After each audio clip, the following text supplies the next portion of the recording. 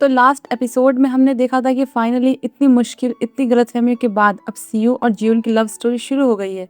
CU भी खुश था और जियोन भी सीयू का गुड मॉर्निंग का मैसेज देकर खुश रहती है। उसके लिए उसकी नई लाइफ शुरू हो चुकी थी। वो अच्छे से तैयार होती है और बाहर सीयू उसे लेने आया हुआ था। पहले तो उसे गिफ्ट देता है, कुछ सप्लीमेंट्स और दवाई वगैरह उसकी हेल्थ को अच्छा करने के लिए। ये देखकर तो वो हंसने लग जाती है। फिर उसे फ्लावर देता है और वो उसे अपने साथ ऑफिस ले आती है कि मैं अपने सामने रखकर दिन भर बस इसे देखती रहूंगी। और वो अपना रिलेशन ऑफिस में सबसे छुपा कर रखना चाहती थी, क्योंकि अगर सबको पता चल गया तो वो उन्हें बॉस और एम्प्लॉय के नजरिए से नहीं देखेंगे। मतलब लोग वैसे ही बात करने में आ गए हैं तो फिर तो उन्हें काम के लिए भी साथ में देखेंगे, तो कहेंगे कि ये लोग काम कर रहे हैं, डेट कर रहे हैं। अलग अलग होंगे तो सब कहेंगे कि लगता है कि इनकी लड़ाई हो गई। तो ऐसे माहौल में वो काम कैसे कर पाएंगे। पर सीयू कहता है कि अगर वो इसे सीक्रेट रखेंगे तो उन्हें बहुत सारे झूठ बोलने पड़ेंगे। वो कहती है कि इसमें तो मैं माहिर हूँ, तुमसे भी तो अपनी फीलिंग्स छुपाई थी। और फिर ऑफिस आने से थोड़ी देर पहले ही उतर जाती है कि कहीं कोई उन्हें साथ में ना देख ले, वरना रिलेशन शुरू होने से पहले ही पब्लिक हो जाएगा। फिर ऑफिस में काम करते हुए भी उनकी गप्पे सीक्रेटली चल रही थी। जीवन सीयू को साथ में लंच करने को बोलती है, लेकिन वो कहता है कि मुझे काम है, तुम चली जाओ। अब जाते जाते वो सीयू को आंख मार के भी चली आती है। उसे ऐसे देखकर तो वो स्माइल ही करने लग जाता है। और वहीं खाना खाते हुए नारी तो सीयू की डेटिंग लाइफ के बारे में पूछ लगती है कि क्या उनकी कोई गर्लफ्रेंड है, लेकिन उसे देखकर कोई कह भी नहीं सकता। फिर वो जीवन से पूछ लगते हैं, क्योंकि आज वो इतने अच्छे से तैयार होकर आई थी और फ्लावर भी लेकर आई थी, कहीं वो किसी को डेट तो नहीं कर रही है। वो कहती है बिल्कुल भी नहीं, मैंने सोचा कि ड्रेस रखे रखे खराब हो जाएगी और फ्लावर तो रास्ते में दिखे थे इसलिए खरीद लिया, बस सिंपल। ये सुनकर तो सब उस पर दया करने लगते हैं कि बेचारी को फूल भी खुद से खरीदने पड़ रहे हैं। फिर वो वापस मीटिंग के लिए जाते हैं। जीवन को तो सीयू की चिंता हो रही थी कि इसने खाया भी होगा कि नहीं, तो नानी एकदम से पूछ लेती है और वो उसके लिए चॉकलेट भी लेकर आई थी। लेकिन वो जीवन को देखता है तो वो अजीब सा मुंह बनाती है, इसलिए कहता है कि मैं स्वीट नहीं खाता। फिर मीटिंग शुरू होने के बाद सीयू उन्हें बताता है कि 1 महीने के बाद वो ओवरसीज बायर्स के सामने अपने होम एआई का डेमो देंगे। टाइम भले ही कम है, लेकिन उन्हें सब प्रिपेयर करना होगा। पर जीवन को अभी भी डाउट हो रहा था कि इतनी जल्दी सब कैसे होगा, क्योंकि बाकी सबका काम तो काफी हद तक हो गया था पर उसका नहीं हुआ था। इसलिए सीयू उसे बोल देता है कि तुम्हें ही जल्दी करना होगा।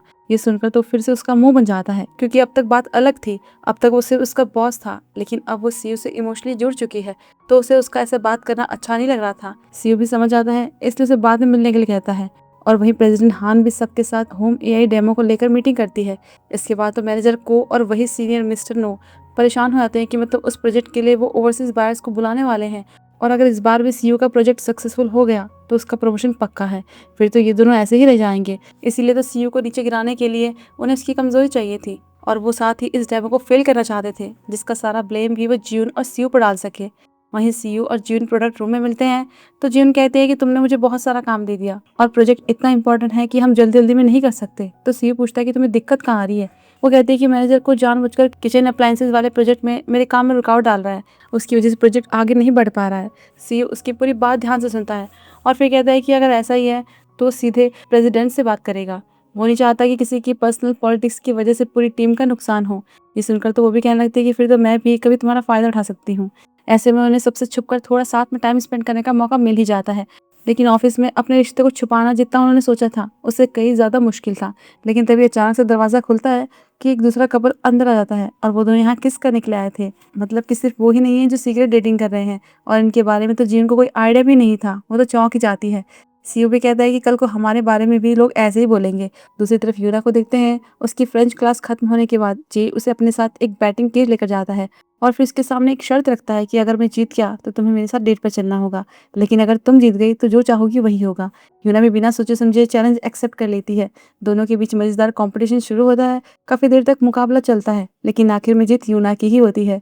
तो जेई अपनी हार मान लेता है और पूछता है कि अब बताओ तुम्हें क्या चाहिए। वो हंसती और कहती है कि मुझे फ्रेंच प्रोनाउंसिएशन में काफी दिक्कत होती है, इसलिए मैं चाहती हूँ कि तुम मुझे प्राइवेट फ्रेंच क्लासेस दो। वो भी खुशी खुशी उसकी बात मान लेता है। और वहाँ ऑफिस में सीयून ने प्रेसिडेंट से बात कर ली थी। फिर क्या, प्रेसिडेंट सीधे मैनेजर को फोन करती है और वो साफ कहती है कि अब से यूना भी जीवन के किचन अप्लायंसेस प्रोजेक्ट पर काम करेगी। ये सुनते ही मैनेजर को का चेहरा उतर जाता है।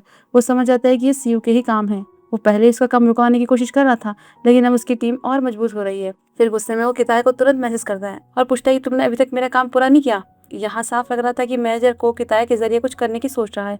उधर जीवन और यूना साथ में बैठकर किचन अप्लायंसेस प्रोजेक्ट पर डिस्कशन कर रहे थे। तब जीवन उसे एक आइडिया बताती है। उसका कहना था कि फ्रिज में ऐसा कुछ फूड मैनेजर सिस्टम होना चाहिए जो अंदर रखी हुई चीज़ों को देखकर खुद ही कस्टमर को रेसिपी सजेस्ट करे। यानी कि फ्रिज में अगर कुछ सब्जियां और अंडे हैं तो फ्रिज खुद बता देगा कि उनसे कौन कौन सी डिश बना सकते हैं।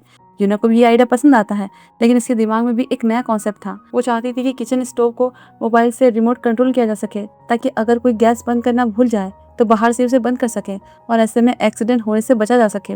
जिन को उसका आइडिया भी पसंद आता है, इसलिए वो यूना से कहती है कि उसे अपने इस कॉन्सेप्ट पर जरूर काम करना चाहिए। इस बीच सीयू अपनी मीटिंग खत्म करके वापस ऑफिस आता है। जैसे ही वो अपनी डेस्क पर पहुंचता है तो उसकी नज़र एक छोटे से स्टिकर पर पड़ती है। ये स्टिकर किसी और ने नहीं बल्कि जियोन ने चुपके से उसके डेस्क पर लगाया था। फिर जियोन डेवलपमेंट टीम से मिल जाती है। वो उन्हें फूड मैनेजर वाले प्रोजेक्ट के बारे में बताती है, लेकिन टीम साफ कह देती है कि उनके पास पहले ही बहुत काम है, इसलिए वो इस नए फीचर पर काम नहीं कर पाएंगे और ऊपर से सिर्फ 1 महीना है तो मुश्किल होगा। लेकिन जियोन इस आइडिया को आगे बढ़ाना चाहती थी, इसलिए कहती है कि अगर मैं बाहर से किसी को लाऊं तो वो कहते हैं कि हाँ ये अच्छा है, लेकिन किसी अच्छे जेन एआई एक्सपर्ट को हायर करना। ये सुनकर जियोन थोड़ा परेशान रहती है, क्योंकि इतना बड़ा एक्सपर्ट होना बिल्कुल आसान नहीं होगा। फिर जब वो ऑफिस से बाहर निकल रही थी तभी उसकी नज़र सीयू और सुजीन पर पड़ती है। दोनों किसी जरूरी काम को लेकर बात कर रहे थे। अब एक पल के लिए जियोन के मन में हल्की सी बेचैनी तो होती है, लेकिन फिर वो खुद को समझा रही थी कि दोनों सिर्फ ऑफिस के काम की वजह से ही साथ में हैं। फिर जब थोड़ी देर बाद वो वापस ऑफिस आती है तो सीयू भी लिफ्ट में उसके साथ आता है। अब दोनों दिन भर बिजी रहते थे, ठीक से एक दूसरे से मिल भी नहीं पाते थे। तब सीयू उसका हाथ पकड़ लेता है और उसे वीकेंड पर कहीं चलने को बोलता है, क्योंकि वो जियोन के साथ प्रॉपर डेट पर जाना चाहता था। जियोन भी बिना किसी हिचकिचाहट के उसकी बात मान लेती है और दोनों वीकेंड का प्लान बनाकर खुश रहते हैं। लेकिन उन्हें ये आइडिया नहीं था कि ये डेट भी इतनी आसान नहीं होने वाली। उधर दूसरी तरफ कीताए अपने कुछ पुराने दोस्तों के साथ ड्रिंक्स के लिए बाहर गया था। वहां उसे पता चलता है कि उसके लगभग सारे दोस्तों को प्रमोशन मिल चुका है, जबकि वो अभी भी वहीं का वहीं है। अपने दोस्तों की सक्सेस देखकर उसे अच्छा नहीं लगता, इसलिए वो मैनेजर को रिप्लाई करता है और पूछता है कि मुझे क्या करना होगा।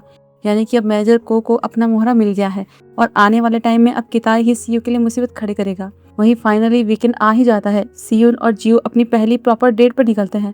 दोनों काफी खुश थे और बिना किसी ऑफिस की टेंशन के साथ में समय बिताना चाहते थे, लेकिन उनकी ये खुशी ज्यादा देर नहीं टिकती। जब वो एक स्टोर में शॉपिंग के लिए जाते हैं कि वहाँ जियोन की नजर अपने छोटे भाई पर पड़ती है। अगर उसने दोनों को साथ में देख लिया तो उसके सामने ढेर सारे सवाल खड़े हो जाएंगे, इसलिए वो एकदम से नीचे बैठ जाती है और बैठे बैठे ही निकलने लगती है। पर सीयू तो उसे देखकर हंस रहा था। फिर वो जियोन के भाई को देखकर स्माइल करने लगता है, लेकिन वो ये सोचने लगता है कि ये कौन था और मुझे देखकर स्माइल क्यों कर रहा था। पर फिर सोचता है कि इसे मैंने कहीं तो देखा है। उसे याद नहीं आ रहा था कि उसने बेसबॉल गेम वाली वीडियो में इसे और जियोन को साथ देखा था। और वहीं मौका देकर जियोन सीयू को लेकर वहां से निकल भी जाती है।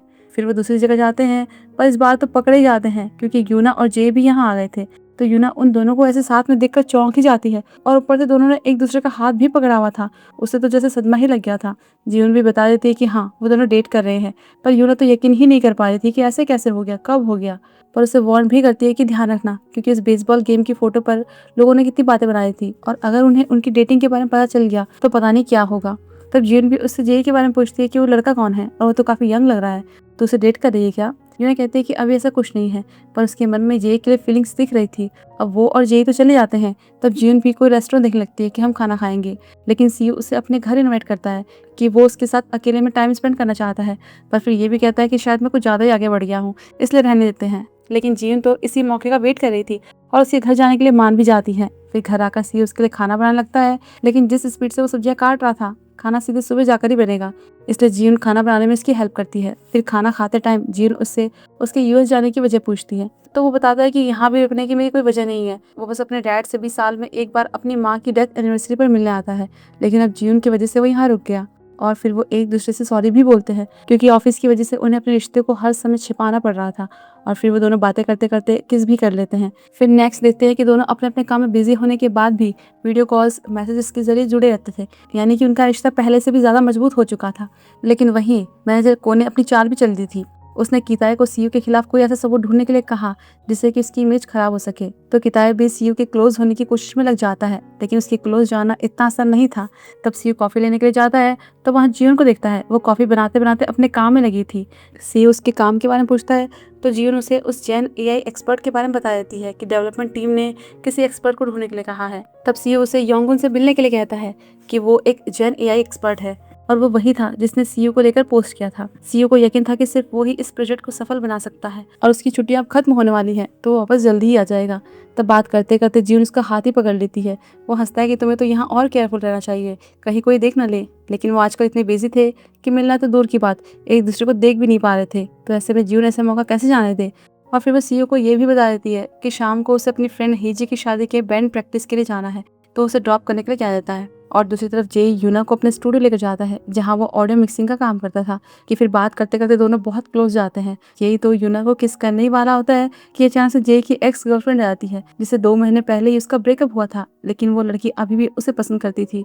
ये देखकर तो यूना शॉक्ड आती है, उसे बिल्कुल भी अच्छा नहीं लगता, इसलिए वहां से चली आती है क्योंकि ये सिचुएशन उसे अपने और गुआन के जैसे ही लग रही थी। लेकिन जे उसे रोकता है, कहता है कि हमारा ब्रेकअप हो गया है और मेरी फीलिंग्स उसके लिए बदल गई है। सेम यही बात गुआन ने उसे भी कही थी। इससे उसे और बुरा लगता है कि किसी की फीलिंग्स बदल जाना इतना आसान होता है क्या, इसलिए गुस्से में चली आती है। और वहाँ सीयू जियून को उनके बैंड प्रैक्टिस के लिए छोड़ जाता है। तब वहाँ वो गायल को अंदर जाते हुए देखकर थोड़ा सरप्राइज होता है, लेकिन बोलता कुछ नहीं। और जियून को भी इसके बारे में पता नहीं था। अंदर जाकर जियून भी उसे देखकर शॉक्ड रह जाती है। तब हेजी बताती है कि उनके बैंड का एक मेंबर अचानक से बाहर हो गया है, इसलिए मजबूरी में उन्हें गायल को बुलाना पड़ा। फिर प्रैक्टिस खत्म होने के बाद गायल सबको अपनी नई कार में छोड़ने के लिए निकल जाता है। रास्ते में वो जियून से पूछता है कि अब उसकी नई जॉब है, नया घर है और वो चाहता है कि दोनों कम से कम अच्छे दोस्त तो बने रहें। लेकिन जियून साफ मना कर देती है कि कुछ रिश्ते खत्म होने के बाद दोस्ती में नहीं बदल सकते। इतना कहकर वो घर पहुंचने से पहले ही कार से उतर जाती है कि उसी टाइम उसे सीयू का कॉल भी आ रहा था, लेकिन वो कॉल रिसीव नहीं करती क्योंकि अगर उसने अभी बात की तो उसे गायल के बारे में झूठ बोलना पड़ेगा और वो अपने नए रिश्ते की शुरुआत झूठ से नहीं करना चाहती। फिर अगले दिन ऑफिस में जियून की टीम और चोई सुजुन की डिजाइन टीम की मीटिंग हुई थी। तब जियून सीयू को कल के बारे में बताने की सोचती है। वो कुछ बोलने वाली होती है कि नारी उसे अपनी हेल्प के लिए बुला लेती है।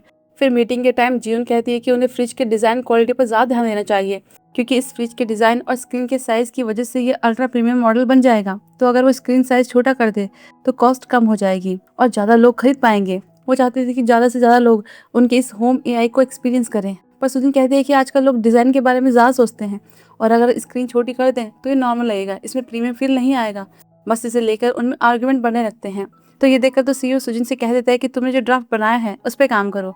जिन को ये अच्छा नहीं लगता कि उसने अपनी बात ठीक से रखी भी नहीं और सीओ ने उसे रोक दिया, सबके सामने उसका साथ नहीं दिया। बाद में सीओ उसे समझाने की कोशिश करता है कि उसने ऐसा सिर्फ सिचुएशन को शांत करने के लिए किया था, लेकिन जियून अपसेट लग रही थी। फिर थोड़ी देर बाद सुजिन सीयू को ढूंढते हुए जियून के पास आती है।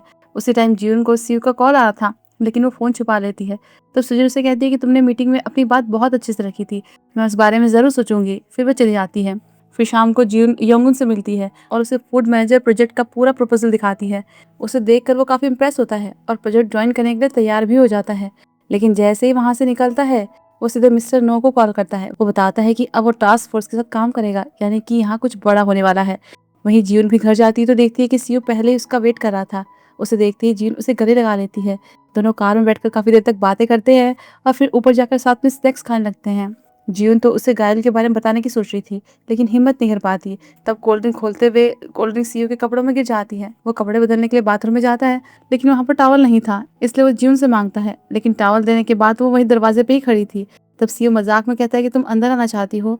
वो भी हाँ बोल देती है। फिर क्या था, उनका रोमांस चालू हो जाता है और दोनों एक दूसरे को किस करने लगते हैं। लेकिन उसी टाइम सीयू के फोन पर सुजिन का एक मैसेज आता है। उसमें लिखा था कि क्या तुमने मेरी बात के बारे में सोचा। और यहीं पर एपिसोड खत्म होता है। तो फिर हम जल्दी मिलते हैं अगले एपिसोड में।